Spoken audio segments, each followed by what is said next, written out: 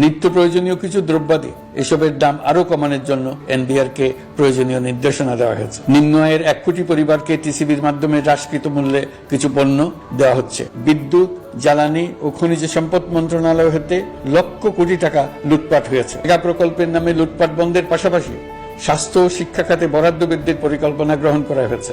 বৈদেশিক মুদ্রার রিজার্ভের উপর চাপ কমানোর লক্ষ্যে রাশিয়া এবং চীন থেকে প্রাপ্ত ঋণের সুদের হার কমানো এবং ঋণের মেয়াদ বৃদ্ধির জন্য অনুরোধ জানানো হয়েছে। সকল উন্নয়ন সহযোগীদের সাথে সম্পর্ক আরো নিবিড় করার উদ্যোগ নেওয়া হয়েছে। সকল অর্থনৈতিক সূচক এবং পরিসংখ্যানের প্রকৃত মান বা সংখ্যা প্রকাশের জন্য নির্দেশনা প্রদান করা হয়েছে। জিডিপি, মূল্যস্ফীতি ইত্যাদি সঠিক উপাত্ত সংগ্রহ, প্রাক্কলন ও প্রকাশের জন্য নির্দেশনা দেওয়া হয়েছে।